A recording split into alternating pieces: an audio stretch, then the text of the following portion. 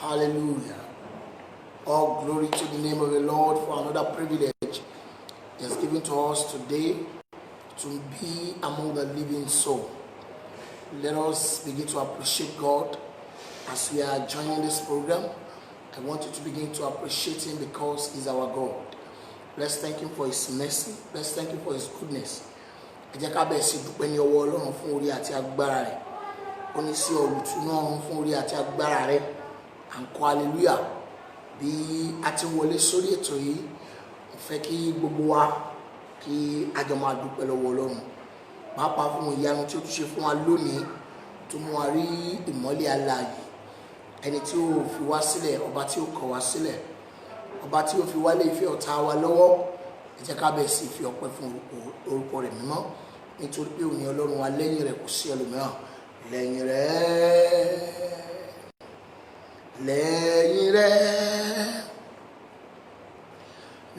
rẹ̀ Ọlọ́run ìwọ lógo. Lẹ́yìn rẹ̀ Bàbá o, lẹ́yìn rẹ̀ Ọlọ́run, lẹ́yìn rẹ̀ Ọlọ́run ìwọ lógo.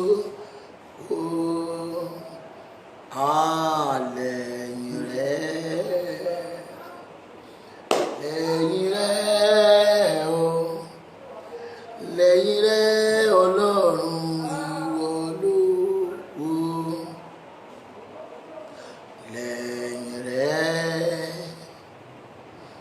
Lẹ́yìn rẹ̀ o, lẹ́yìn rẹ̀ Ọlọ́run ìwọ lógo. Ẹ jẹ́ ká bẹ̀ sí wọlé sórí ètò yìí. Bá ti ń wọlé, ẹ jẹ́ ká máa pe àwọn èèyàn wa wọlé. Bẹ́ẹ̀ ni ohun tí Ọlọ́run rán mi sí wa lónìí ó jẹ́ tó ní agbára. Ohun tí a ó ṣiṣẹ́ lórí rẹ̀ láàrin ìṣẹ́jú díẹ̀ kí a tó parí gbogbo fún ti òní. Welcome as you are joining this program. Make sure you are sharing this program. Share it at least 9 times. Yes, God has sent me to you today to talk to you or to admonish you at this time. Fẹ́ kí gbogbo wa pátá kí a bẹ̀ sí fi ọpẹ́ fún Ọlọ́run. Bó ti ń wọlé sórí ètò yìí, ìwọ náà máa share program yìí. God bless you. As you are joining this program, you are welcome. You are welcome. God will be with you. Yes, God bless you. Brother Moyo, God bless you. Make sure to share program yìí. Ẹni Baba Luyo, you are welcome. Thank you for joining this program. Ẹ jẹ́ ká bẹ̀ sí yìn Ọlọ́run bá ti ń wọlé sórí ètò yìí. Ẹ jẹ́ ká bẹ̀ sí fi ọpẹ́ fún un. Ẹ jẹ́ ká bẹ̀ sí fi ìyìn fún orúkọ rẹ̀, fún ohun ìyanu tó ṣe, fún ọwọ́ agbára tó nà jáde. Ẹ jẹ́ á máa dúpẹ́ wípé Olúwa ó ṣe, Olúwa ó ṣe wò. Mo gbé ọ̀gá bàbá, Olúwa ẹ ṣé, Olúwa ẹ ṣe wò, Olúwa ẹ ṣe wò. Mo gbé ọ̀gá ò bàbá, Olúwa ẹ ṣé, Olúwa ẹ ṣé o, Olúwa ẹ ṣé wò. Mo gbé ọ̀gá ò bàbá, Olúwa ẹ ṣé. Sister Anna, God bless you. You are welcome for joining this program. And I do. It is well with you. Make sure you are sharing this program. Yes, share it. At least to 9 people. Yes, begin to appreciate God. Ẹ jẹ́ ká jọ máa fi ọpẹ́ fún Olúwa nítorí tí ó ṣeun, nítorí tí àánú rẹ̀ dúró láéláé. Ẹ jẹ́ ká máa fi ọpẹ́ fún, ẹ jẹ́ ká máa fi yìn fún nítorí òun ni Ọlọ́run wa. Ẹ jẹ́ á dúpẹ́ lọ́wọ́ rẹ̀ nítorí pé agbára rẹ̀ kò ṣí padà. Ẹ̀yin lẹ ṣe o Bàbá. Agbára ènìyàn kò tó nǹkan o. Ẹ̀yin lẹ ṣe o Bàbá. Ẹ̀yin lẹ ń ṣe o Bàbá. Agbára ènìyàn kò tó nǹkan o. Ẹ̀yin lẹ ṣe o Bàbá. Ẹ̀yin lẹ ṣe o Bàbá. Agbára ènìyàn kò tó nǹkan o. Ẹ̀yin lẹ ṣe o Bàbá. You came from heaven to earth to show the way. from the earth to the cross, my debt to pay, from the cross to the grave, from the grave to the sky. Lord, I lift your name on high. Ẹ jẹ́ kí gbogbo wa máa dúpẹ́ ní ọwọ́ Ọlọ́run. Ó ní àlàyé yìn Olúwa o fún oore rẹ̀ àti iṣẹ́ ìyanu rẹ̀. God bless you. You're welcome. Janet Oludipe, you're welcome. Thank you for joining this program once again. Àlàyé yìn Olúwa o fún oore rẹ̀ àti iṣẹ́ ìyanu rẹ̀. Èmi àlàyé mo yìn Olúwa o fún oore rẹ̀ àti iṣẹ́ ìyanu rẹ̀. Ìwọ náà bó ti wọlé sórí ètò yìí máa share program yìí. Share it at least to 21 people. Mo sọ̀rọ̀ àṣẹ jáde sínú ayé rẹ̀ lórúkọ Olúwa. Bí Olúwa ti bẹ tí ẹ̀mí rẹ̀ sọ. Ohun rere tí wọn náà ò retí. Ohun rere tó pété lórúkọ Jésù Ọlọ́run máa yọ̀ǹda rẹ̀ fún ọ. In the mighty name of Jesus. Ẹ jẹ́ ká bẹ̀rẹ̀ sí dúpẹ́ lọ́wọ́ Ọlọ́run. Bá a ti wọlé sórí ètò yìí ẹ máa fi ọpẹ́ fún un. Nítorí pé òun ni Ọlọ́run, nítorí pé àánú rẹ̀ kò ṣí padà. Ẹ jẹ́ ká dúpẹ́ fún oore ọ̀fẹ́ rẹ̀ tí a rí gbà. Ẹ jẹ́ ká dúpẹ́ fún ọwọ́ agbára rẹ̀. Nítorí pé òun nìkan ni Ọlọ́run, lẹ́yìn rẹ̀ kò sí ẹlòmíràn mọ́. Bẹ́ẹ̀ ni ó ní ó tọ́ kó gbọpẹ́, ó tọ́ kó gbọpẹ́, ó tọ́ kó gbọpẹ́, ó tọ́ kó gbọpẹ́. Ọba mímọ́ tó ṣe mí lógo, ó tọ́ kó gbọpẹ́. Ẹ jẹ́ ká máa fi ọpẹ́ wá fún un. Máa fi fún Jésù. Béèrè nǹkan lọ́wọ́ mi jù yín lọ. Kò máa gbowó kó gbòbí, bóyá ń bá fún un lòbí. Máa fi fún Jésù tó ń gbà mí là. Ẹja bẹ́ẹ̀ sí dúpẹ́ lọ́wọ́ rẹ̀ jẹ́ ká máa yìn. Nítorí pé òun ni Ọlọ́run tó pé àánú rẹ̀ kò ṣí padà. Ẹ jẹ́ ká gbẹ́ lọ́wọ́ rẹ̀ nítorí pé gbogbo ìrìn àjò wa, lílọ bíbọ̀ wa, Ọlọ́run ò jẹ́ kó méwu lọ́wọ́. Bẹ́ẹ̀ ni gbogbo bí ọ̀tá ti ń pète tí wọ́n ń pèrò lórí ayé wa, Ọlọ́run ni ò jẹ́ ó ṣẹ. Ẹ jẹ́ ká gbẹ́ lọ́wọ́ ẹni tí ó dúró tì wá. Ẹ jẹ́ ká gbẹ́ lọ́wọ́ ẹni tó ń ṣàánú wa. Ẹ jẹ́ ká gbẹ́ lọ́wọ́ ẹni tí ó gbà fún ọ̀tá láti ṣẹ́gun wa. Gbogbo apáta ẹ jẹ́ ká máa yìn nítorí pé òun ni Ọlọ́run. Father, we declare that we love you. We declare an everlasting love for you. Father, we declare that we love you. We declare an everlasting love for you. Bí ẹ ti ń wọlé sórí ètò yìí, ẹ máa share program yìí. Bẹ́ẹ̀ dẹ̀ ṣe ń share ẹ̀ ló kọ Jésù, ogun Ọlọ́run ó máa gbé ayé rẹ̀ já gbangba. Ìlérí ayọ̀ tó wà fún ayé rẹ̀ ní kankan ló Jésù ó máa wá sí ìmúṣẹ. In the mighty name of Jesus. Ẹ jẹ́ ká gbàdúrà. Ọlọ́run wa gbé ọ̀gá. Adúpẹ́ fún ọwọ́ agbára rẹ̀ tí a rí gbà lónìí. Adúpẹ́ fún ìṣeun ìfẹ́ rẹ̀. Adúpẹ́ torí pé ní gbogbo ìgbà ẹ̀ ń gbọ́ tiwa. Adúpẹ́ torí pé bá ti ń képe ọ, ìwọ Ọlọ́run fi wá sílẹ̀. Ọlọ́run adúpẹ́ lọ́wọ́ rẹ̀ torí agbára rẹ̀ ò yí padà. Ẹ̀mí náà gbé ọ̀gá gba ọpẹ́ wa. Ọlọ́run gba ìyìn wa. Gbogbo ẹ̀ṣẹ̀ Olúwa dáríjì wa. Ẹ̀mí mímọ́ à ń lọ nínú ọ̀rọ̀ rẹ̀ lórúkọ Jésù, Olúwa bá wa sọ̀. Nínú ọ̀rọ̀ náà lórúkọ Jésù, Olúwa bá wa pàdé. Májẹ̀mú tó lòdì Olúwa parẹ́. Gbéra tó lòdì Olúwa sọ di asán. Ẹ̀mí mímọ́ Ọlọ́run alààyè lórúkọ Jésù, ó yá máa jọba lọ.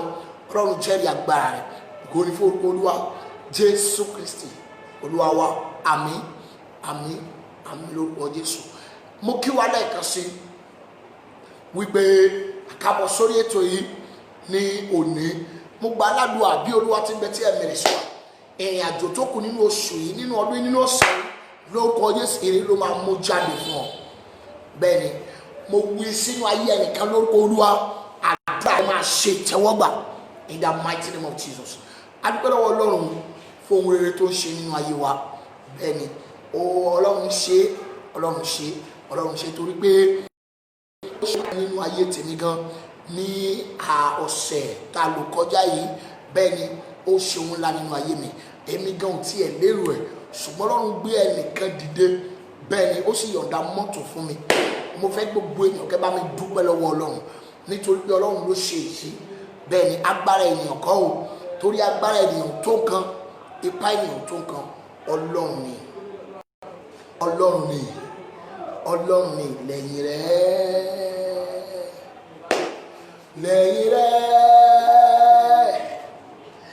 Lẹ́yìn rẹ̀ Ọlọ́run ìwọ lógo. Lẹ́yìn rẹ̀ bàbá o, lẹ́yìn rẹ̀ o, lẹ́yìn rẹ̀ Ọlọ́run ìwọ lógo. Ẹ jẹ́ ká jọ bẹ̀rẹ̀ sí fi ọpẹ́ fún adániwáyé, ẹni tó fi ọpẹ́ sí wa lẹ́nu, tó forin ayọ̀ sí wa lẹ́nu. Hallelujah. Ní báyìí gẹ́gẹ́ bí ohun tí Olúwa rán mi sí wa lónìí, tí mo sì fẹ́ ká jọ gbéyẹ̀wò láàrin ìṣẹ́jú díẹ̀ yìí kí a tó máa lọ, torí Olúwa rán mi láti sọ̀rọ̀ àṣẹ sínú ayé rẹ̀, láti sọ̀rọ̀ àṣẹ sínú àyànmọ́ rẹ̀ ní sáà tí àkókò yìí. Ìdí nìyí tí a tún fi wà lórí ètò yìí bákan náà. Ẹ gbọ́ mi sà máa, ẹnìkan tó rí àyè ṣàmì lórúkọ Olúwa Ọlọ́run àwọn ọmọ ogun, bó o ti ń ṣàmì tó dẹ̀ ń ṣe àpòrógàmù yìí, ìyanu àkànṣe lórúkọ Jésù ó máa ṣẹlẹ̀ nínú ayé rẹ̀ in the mighty name of Jesus. Pẹ́ ní fún Ọlọ́run. Ohun tí Olúwa rán mi láti bá wa sọ ní sáà tí àkókò yìí, ó ní mo pé àkórí rẹ̀ ní bí ẹ ti wí ní etí mi lèmi yóò ṣe. Olúwa ló rán mi sí ọ, Olúwa ló ní kí n sọ bẹ́ẹ̀ fún ọ sà. Olúwa ló sọ bẹ́ẹ̀ wípé bí ẹ ti wí ní etí mi bẹ́ẹ̀ náà lèmi yóò ṣe. Wòmí, ohun gbogbo tó ń kó máa là kọjá, má fi wèrè pé Ọlọ́run. Ohunkóhun yòówù kó lè má gbàdúrà sí tí ò tí ì farahàn, má fi wèrè pé Ọlọ́run. Gbogbo ìrìn àjò gbogbo tó ń rìn tó dàbí ẹni pé kò ní sọ́nà àbáyọ, ẹ kíyèsí ọ̀rọ̀ yìí. Olúwa ló ní kí n sọ bẹ́ẹ̀ fún ọ wípé má sọ ìrètí nù, torí pé ó máa padà di ẹ̀rí fún ọ in the mighty name of Jesus. Ẹ kíyèsí ọ̀rọ̀ mi sà. Gbogbo ẹ̀yin ṣẹ̀dá tẹ́ni orí ọ̀fẹ́ àti máa wò mí ní àkókò yìí, mo gbàdúrà fún yín lórúkọ Olúwa, ìlérí ayọ̀ tó wà fún ayé ẹnìkankan ó máa wá sí ìmúṣẹ. O lè ti máa gbọ́ ìlérí tipẹ́ tí ò tí ì ṣẹ, o lè ti máa lálàá ayọ̀ tipẹ́ tí ò tí ì ṣẹ. Olúwa ní kí n sọ fún ọ wípé láti òní lọ ìwọ máa tẹnumọ́, máa wí fún Ọlọ́run. Bó o ti ń sọ ní etí rẹ̀ yẹn ó máa ṣe. Má sọ ìrètí nù. Ó ní ìrètí pín fọ́pọ̀ náírà orí ọwẹ́rẹ́. Ṣàánú mi Jésù Kristi alágbára, nù mí lómi jẹ́nu kúrò, kọ́rọ̀ mi ò jẹ́ nínú bàbá. Ayé ti rò mí pín gbọ̀nà ìyanu yọ. Gbogbo bí tí ayé ti wọ́ pín lórúkọ Jésù, ìyanu rẹ̀ ó máa lalẹ̀ wù níbẹ̀. Máa ṣàmì bó ti ń gbọ́rọ̀ àṣẹ yìí. Bẹ́ẹ̀ ni gbogbo bí tí ayé ti rò pín tọ́tí ní ìyanu ò lè ṣẹlẹ̀ nínú ayé rẹ mọ́.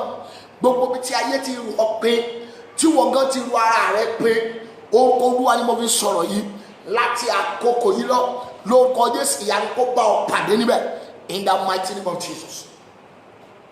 Mo kà láti ìwé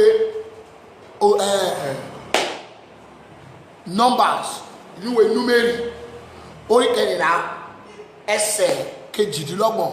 Numbers chapter 14 verse 28. Numbers 14:28.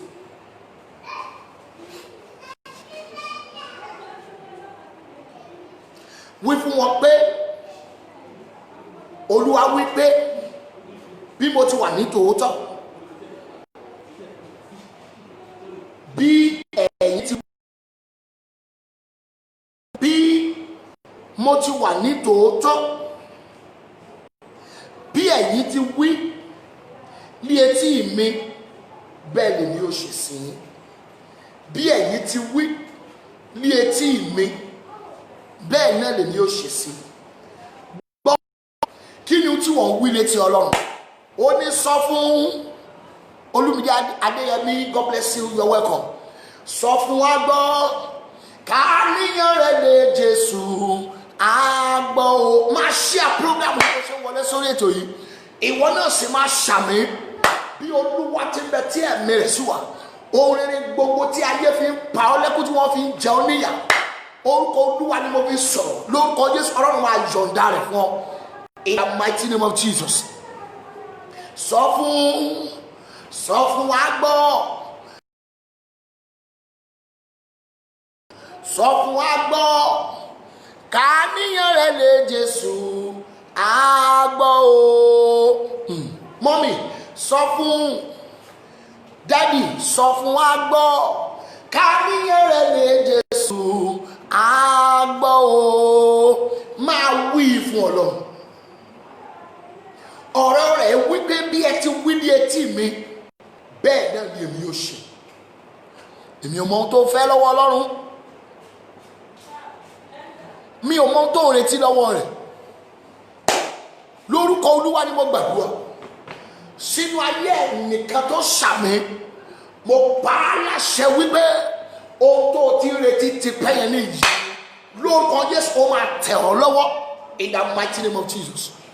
Máa ṣàmì kó máa share program yìí bó ti ń ṣàmì máa share ẹ̀ bẹ́ẹ̀ ni share ẹ̀ at least to 9 people. Invite àwọn èèyàn bẹ́ẹ̀ ni Ọlọ́run tún ti bẹ̀rẹ̀ pẹ̀lú wa lọ́sẹ̀ yìí. Oh my God, ẹ ṣàmì gbogbo èèyàn bí olúwa ti bẹ tí ẹ̀mí rẹ̀ sí wa agbára Olódùmarè ni mo fi sọ yìí ohun tó pa ọ́ lẹ́kún ní kọ̀kọ̀ lórúkọ Jésù ó máa pa ọ́ lẹ́rìn ní gbangba in the mighty name of Jesus. Ẹni tó fi ọ́ ṣẹlẹ́yà lánàá tó sọ wípé kí ló fẹ́ dà kí ló fẹ́ jẹ́ lórúkọ Olúwa ni mo gbàdúrà láti àkókò yìí lọ lórúkọ Jésù ó yá lọ dínlá lójú wọn in the mighty name of Jesus. Bẹ́ẹ̀ ni sà ọ̀rọ̀ Ọlọ́run wípé bí ẹ ti wí ní etí mi bẹ́ẹ̀ náà lèmi ò ṣe. Kí ló sọ nípa ara rẹ? Kí ló sọ nípa ìdílé rẹ? Kí ló sọ nípa àwọn ọmọ rẹ? Ọ̀rọ̀ wo gan ló ń jáde lẹ́nu rẹ sí ara rẹ? Ọ̀rọ̀ wo gan ló ń jáde lẹ́nu rẹ sí àwọn ọmọ rẹ? Ọ̀rọ̀ wo ló ń jáde lẹ́nu rẹ sí ìdílé rẹ? Máa kíyèsí o, nítorí pé tó o bá ti sọ tó dára nípa ara rẹ nípa ìdílé rẹ ọ̀rọ̀ náà máa kù síbi kan. Ọ̀rọ̀ tí mo wá fún ọ lónìí nìyẹn. Bẹ́ẹ̀ ni bí olúwa dẹ̀ ti rán mi sí ọ nìyẹn pé kó o máa sọ tó dára nípa rẹ, máa sọ nǹkan tó dára nípa ìdílé rẹ, máa sọ nǹkan tó dára nípa iṣẹ́ rẹ, máa sọ nǹkan tó dára nípa àwọn ọmọ rẹ. Nípa ìdí èyí ìyanu tó retí ó máa ṣẹlẹ̀ nínú ayé rẹ in the mighty name of Jesus. Ẹ gbọ́ gbogbo èèyàn máa ṣàmì bí olúwa ti bẹ tí ẹ̀mí rẹ̀ sí wa gbogbo agbára tó dá ọ dúró lórúkọ Jésù ó yá kán gbiná sọnù. Ó dá níbi tí ọ̀rọ̀ dè ọmọ ọ̀rọ̀ ló dá ayé ọ̀pọ̀lọpọ̀ dúró sà, ọ̀rọ̀ ló dá ayé ọ̀pọ̀lọpọ̀ dúró mà. Ohun olúwa ló jáde sí ọ níbi tá a fi ọ̀rọ̀ dì ọ mọ́ agbára Olódùmarè lórúkọ Jésù ó yá kó tú ọ sílẹ̀. Ó dá ibi tó dé tí ayé fi ọ ṣẹlẹ́yà ẹ ṣàmì ẹnìkan lórúkọ Jésù ó yá lọ máa ṣayẹyẹ níbẹ̀ in the mighty name of Jesus. Ọ̀rọ̀ olúwa wí pé bí ẹ ti wí ní etí mi bẹ́ẹ̀ náà lèmi ò ṣe. Bí ẹ ti wí ní etí mi bẹ́ẹ̀ náà lèmi ò ṣe. Tó bá rí ẹ mo fẹ́ kó múra ìtókù nínú oṣù yìí, ìtókù lọ́sẹ̀ yìí, ìtókù lọ́dún yìí, máa sọ rere nípa ara rẹ, máa sọ nǹkan tó dá nípa ara rẹ, máa sọ nǹkan tó dá nípa ìdílé rẹ, máa sọ nǹkan tó dá nípa àwọn ọmọ rẹ, máa sọ ọ̀rọ̀ àṣẹ rere sínú ayé ara rẹ nítorí pé bó ti ń sọ yẹn Ọlọ́run gbọ́ ó dẹ̀ máa ṣiṣẹ́ lórí ẹ̀. Ẹ ṣàmì gbogbo ènìyàn bí olúwa ti bẹ tí ẹ̀mí rẹ̀ sí wa níbi tí ìrì ayé rẹ̀ há sí lórúkọ Jésù agbára Ọlọ́run ó yá kó gbà jáde fún ọ. Bó o ti ń ṣàmì mo bá a láṣẹ ni lórúkọ Olúwa Ọlọ́run ọmọ ogun níbi tó o dé tí ayé fi ọ ṣẹlẹ́yà lórúkọ Jésù ó yá lọ ṣayẹyẹ níbẹ̀.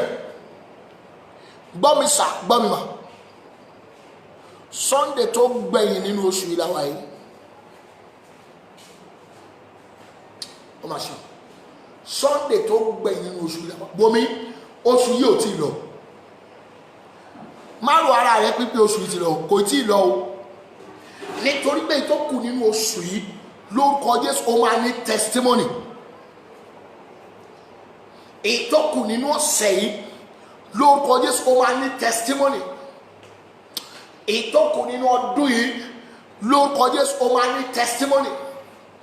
Agbára tó dá olówó kó gbiná sọnù. Àṣẹ tó di ọlọ́nà kó parẹ́ sọnù. Ọ̀nà kó là fún ọ. Ìyanu kó ṣẹlẹ̀. Máa ṣí à prógrámù yìí. Bó ti ń ṣí àì máa invite àwọn yìí. Bẹ́ẹ̀ ni lórúkọ Olúwa ni mo gbàdúrà. Ohun tó ń pa ọ́ lẹ́kún ní ìkọ̀kọ̀ lórúkọ Jésù ó yá kó pa ọ́ lẹ́rìn ní gbangba. Ó máa ṣe o.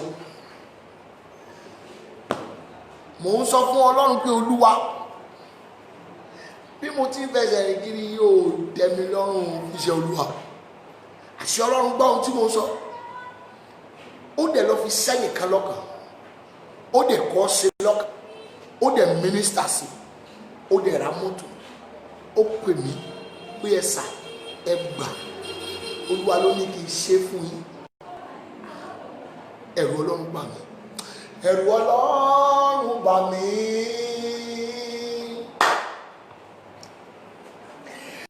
Ẹ̀rù Ọlọ́run bà mí o. Ohun tó bá ti pinnu lọ́kàn rẹ̀ kò sẹ́ni tó lè dá dúró. Ó pinnu láti wá sáyé. Ó pinnu láti fẹ̀mí rẹ̀ lélẹ̀. Ohun tó bá ti pinnu lọ́kàn rẹ̀ o kò sẹ́ni tó lè dá dúró. Ẹnìkan wà bẹ́ẹ̀ yẹn máa ṣàmì láwọn ìkórìtà tó dé tí ayé yọ sùtì sí ọ wípé ta ló dẹ̀ tó fẹ́ bá ọ ṣe. Orúkọ Olúwa ni mo fi sọ̀rọ̀ bẹ́ẹ̀ láti àkókò yìí lọ ìyanu ó yá kó jálu ayé rẹ̀ níbẹ̀. Bó o ti ń ṣàmì mo fẹ́ kó máa ṣe àpúrógrámù yìí. Àṣẹ Olódùmarè ni mo fi wí eléyìí fún ọ. Gbogbo àwọn ibi tó o dé láyé tó o rí ìrànlọ́wọ́ gbà láti àkókò yìí lọ ni mo sọ̀rọ̀ lórúkọ Olúwa Ọlọ́run àwọn ọmọ ogun.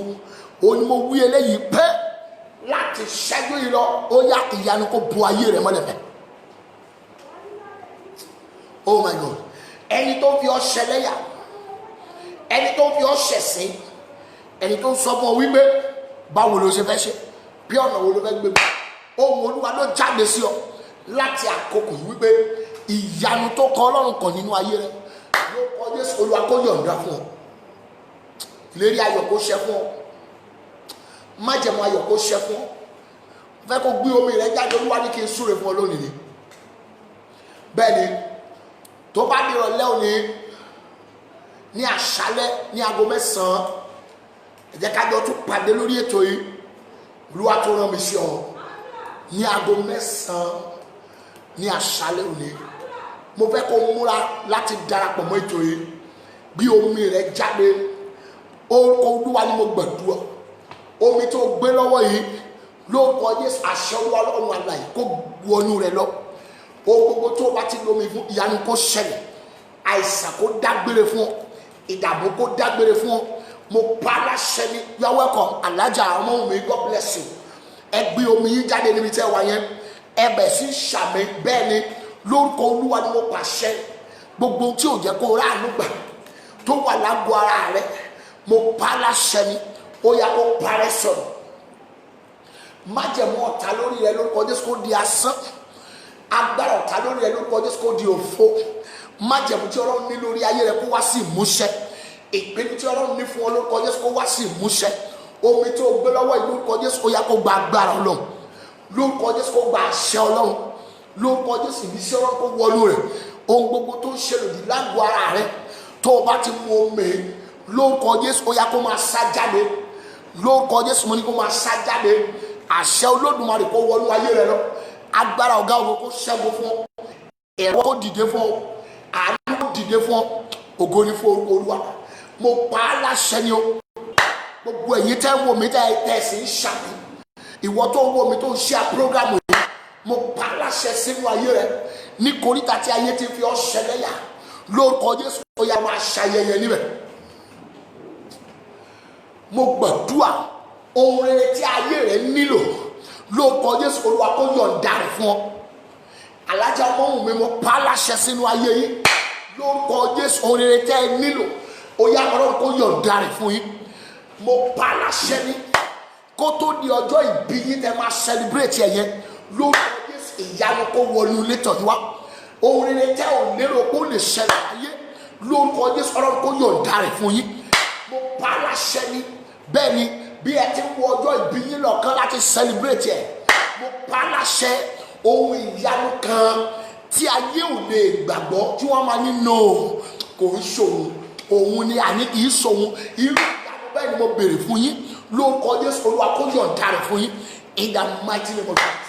gbogbo èyí tẹ́ wà lórí ètò yìí tẹ́ ẹ ṣàgbé mo pa láṣẹ wípé aṣọ ẹ̀gàn lára rẹ lórúkọ Jésù ó yá kó gbiná sọ̀rọ̀. aṣọ ẹ̀gàn tí ayé fi wọ̀ ọ́ tó jẹ́ káwọn èèyàn máa gẹ̀ ẹ́ wípé látijọ́ tó ti ń rìn káàkiri látijọ́ tó ti ń ṣiṣẹ́ látijọ́ tó ti ń tajà kí nìkan tó rí ń bọ̀ aṣọ ẹ̀gàn bẹ́ẹ̀ ni mo bá wí lórúkọ Jésù iná kó bọ̀ lára rẹ máa ṣàmì kó máa ṣe àpọ́gàmù yìí mo wí sínú ayé rẹ ni láti àkókò yìí lọ ẹni tí ọ̀rọ̀ rẹ máa jẹ lógún tó máa yọ̀ǹda oore tó nítumọ̀ fún ọ lórúkọ Jésù ó yá lọ connect ẹ̀.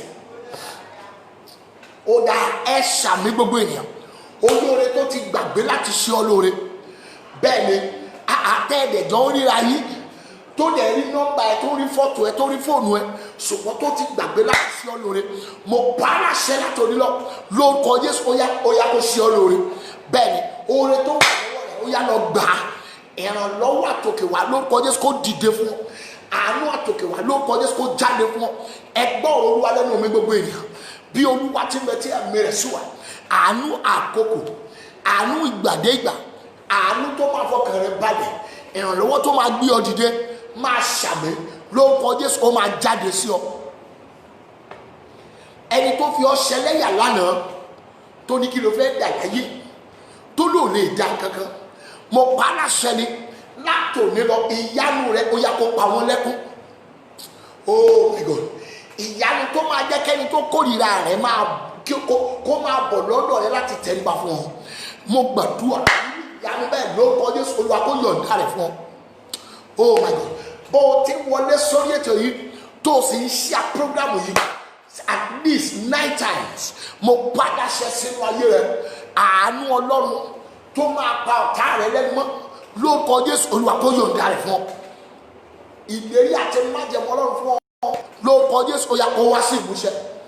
ẹ lọ ṣe rere ìyanu kó ṣẹlẹ̀ ọ̀nà rẹ kó là májẹ̀mú Ọlọ́run kó ṣẹ ìpinnu Ọlọ́run kó ṣẹ ìmọ̀ ayé kó di asán ìmọ̀ta kó di òfo ọ̀nà rẹ kó là ó Olúwa kó gbé ọ dìde Olúwa kó lànà fún ọ Olúwa kó ṣe ọ lógo Olúwa kó ṣe ọ lóore ayé rẹ kó nítumọ̀ ọ̀nà rẹ kó là ìyanu kó ṣẹlẹ̀ ayé ò ní rí ọmú ọfà ikú ò ní pa lórúkọ Jésù Kristi mo gbà á ládùúà májẹ̀mú ọ̀tá lórí ayé rẹ lórúkọ Jésù ó yá kó di asán ìpinnu ọ̀tá lórí àyànmọ́ rẹ lórúkọ Jésù mo ní kó di òfo ọ̀nà kó là fún ọ lórúkọ Jésù ẹ lọ ṣe rere lórúkọ Jésù ẹ lọ rí àánú gbà lórúkọ Jésù ẹ lọ gòkè àṣẹ lórúkọ Jésù ọ̀nà kó là fún yín lórúkọ Jésù ìlérí ayọ̀ kó ṣẹ lórúkọ Jésù.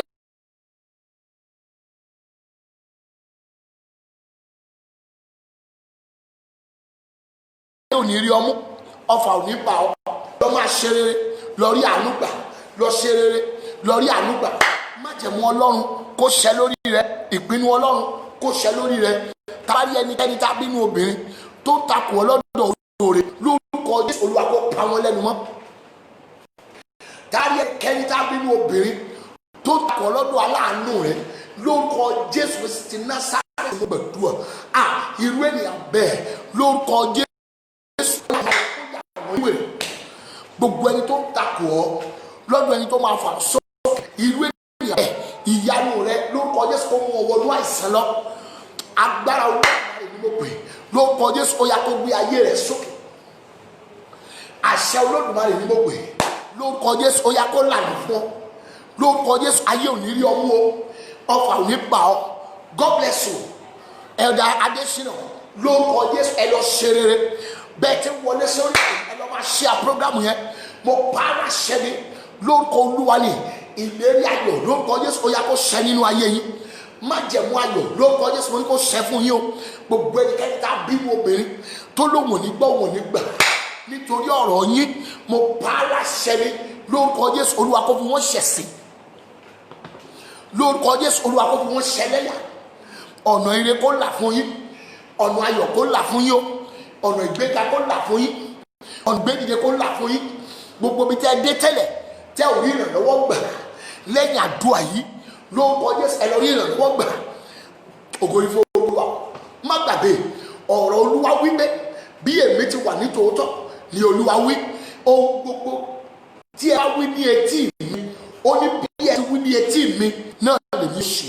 Látàkókò ìlọ́gbọ̀n máa sọ tó dára nípa ara rẹ, máa sọ nǹkan tó dára nípa ara rẹ.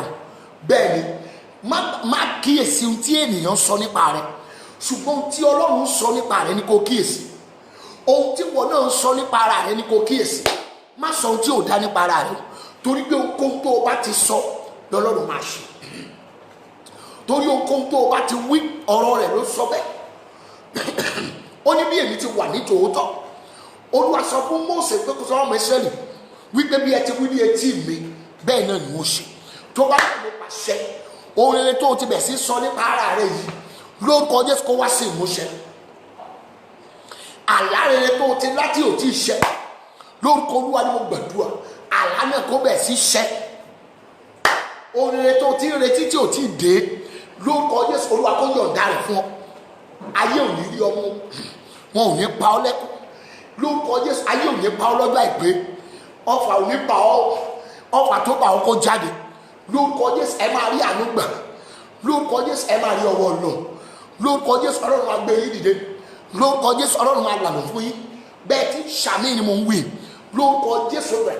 Ìwọ náà máa sàmì bó ti wọlé sórí ètò yìí. Bí o ti gbọ́ ọ̀rọ̀ àṣẹ yìí máa sàmì. Ọlọ́run tó lè fún mi ní mọ́tò nígbà tí mi ò lérò tí mi ò sì dábàá lórúkọ Olúwa ni mo gbàdúrà. Ohun rere tó ò retí mọ́ lórúkọ Jésù Olúwa kó yọ̀ǹda rẹ̀ fún ọ. Ohun ayọ̀ tó ò retí mọ́ lórúkọ Jésù Olúwa kó yọ̀ǹda rẹ̀ fún ọ. Adínilọ́wọ́ ayé wọn ò ní dí ọ lọ́wọ́, adínilọ́nà wọn ò ní dí ọ lọ́nà. Agbára ọ̀tá kó di asán lórí rẹ, ipá ọ̀tá kó di òfo lórí rẹ. Ọ̀nà rẹ kó là, ìlérí ayọ̀ kó ṣẹ, májẹ̀mú ayọ̀ kó ṣẹ. Ẹ gbọ́ Olúwa lẹ́nu mi ẹ̀yin ènìyàn wọ̀nyí. Ìjáde-lọ rẹ lẹ́yìn àdúrà yìí lórúkọ Jésù ẹ lọ ra àánú gbà in the mighty name of Jesus. Má gbàgbé ní aago 9 ní àṣálẹ́ òní ẹ tún jẹ́ pàdé lórí ètò ìbákan náà. Olúwa sọ mi wípé kí n sọ̀rọ̀ àṣẹ sínú ayé gbogbo ènìyàn bí aago 9 bá ti lù gẹ́gẹ́ ní àṣálẹ́ òní. Má gbàgbé ní lọ́kàn bẹ́ẹ̀ ni Olúwa ní kí n sọ̀rọ̀ àṣẹ yìí sínú ayé rẹ torí dandan ni ó máa ṣẹ fún ọ. Ó máa ṣẹ o, bẹ́ẹ̀ ni Olúwa ló sọ bẹ́ẹ̀, ó máa ṣẹ fún ọ. Mo pa á láṣẹ gbogbo ẹni tó dìde rí ayọ̀ ò ní ṣẹ fún ọ lórúkọ Jésù. Olúwa kó fi wọ́n ṣẹ̀sín. Gbogbo ẹni tó ní májẹ̀mú ayọ̀ ò ní ṣẹ lórúkọ Jésù. Olúwa kó fi wọ́n ṣẹ̀sín. Agbára ìṣẹ̀dá ni mo pè fún ìgbédìde àti ìsọdẹ́lá lórúkọ Jésù. Ó yá kó kọlu ayé rẹ. Oh my God. Bó o ti wọlé sórí ètò yìí máa share program yìí at least 9 times. Bẹ́ẹ̀ ni máa share, bó ti ń share yẹn ìwọ náà máa ṣàmì lórúkọ Olúwa ní gbàdúrà. Gbogbo ẹni tó fi ọ ṣẹlẹ́yà lánàá tó lóun ní jẹ́ èèyàn mọ́ lórúkọ Olúwa ni mo pàṣẹ ó yá lọ máa bọ́ wọn. Oh my God. Gbogbo ẹni tó fi ọ ṣẹlẹ́yà lánàá tó lóun lè jẹ́ èèyàn mọ́ lórúkọ Olúwa ni mo gbàdúrà ó yá lọ máa bọ́ wọn. Ìyanu rẹ kó pa ọ̀tá rẹ lẹ́nu mọ́ lórúkọ Jésù. Ìyanu rẹ kó pa ọ̀tá rẹ lẹ́nu mọ́. Ọ̀nà rẹ kó là ó, ìlérí ayọ̀ kó ṣẹ fún ọ, ògo rẹ kó fọhùn. Ọlọ́run tó ṣe èyí fún mi ní àkókò yìí lákòókò lockdown tó dẹ̀ gbé ìrànlọ́wọ́ ládìdí fún mi. Ẹni tí mi ò lérò pé ó tiẹ̀ lè ṣe oore fún mi ó dẹ̀ fún mi ní mọ́tò. Mo gbàdúrà Ọlọ́run tó ṣe èyí fún mi àdàbí àti àyàfi tí n bá fi agbára kan tàbí ipá kan wá ṣùgbọ́n tó bá ṣe pé olúwa ló fi sí ẹni ẹ lọ́kàn tó sì ṣe é mo wí ni ó gbọ́ ẹni tí orí rẹ̀ wà lọ́wọ́ rẹ̀ ká torí 24 hours lẹ́yìn ọ̀rọ̀ àṣẹ yìí lórúkọ Jésù ó yá lórí gbà padà in the mighty name of Jesus. Bẹ́ẹ̀ni wòlíì ògo, God bless you, thank you for joining this program.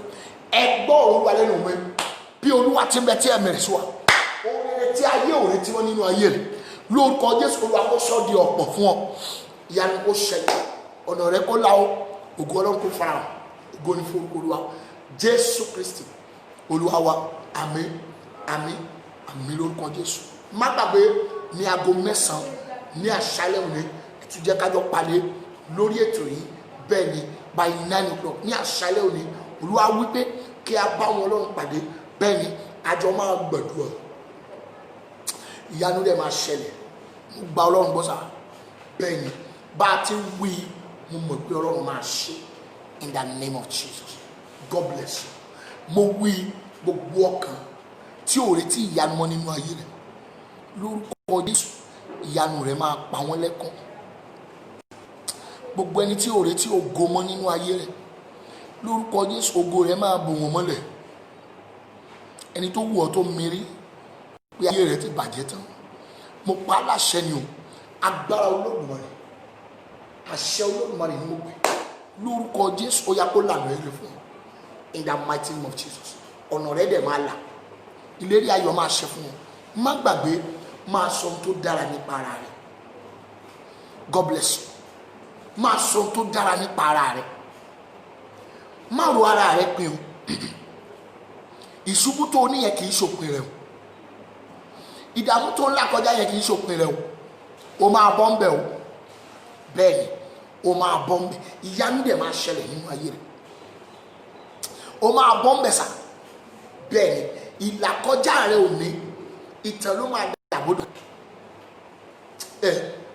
ohun táyé ń fi ọ́ ṣẹlẹ́yà lórí ẹ̀yẹn lọ kọ sílẹ̀ o bẹ́ẹ̀ ni olúwa ló ní sọ bẹ́ẹ̀ fún ọ wọ́n máa bá ọ ṣayẹyẹ nípa rẹ̀ in the mighty name of Jesus. Ẹ má gbàgbé you can subscribe to my YouTube page Prophet Samuel Oluwadamilare lórí YouTube bẹ́ẹ̀ ni gbogbo àwọn programs wa ẹ máa rí wọn níbẹ̀ bẹ́ẹ̀ ni you get our programs there you can download it and pray along with those prayer points. Mo dẹ̀ gbàdúrà lórúkọ olúwa ìyanu máa ṣẹlẹ̀ nínú ayé yín.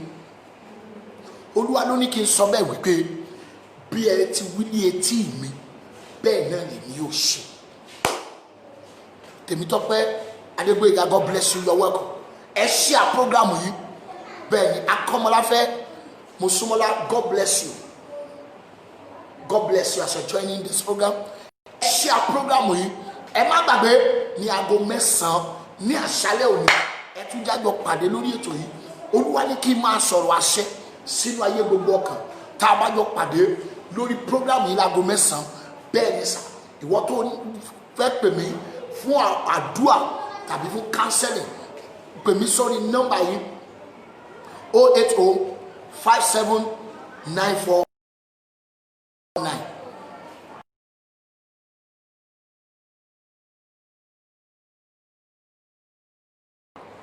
fún àdúrà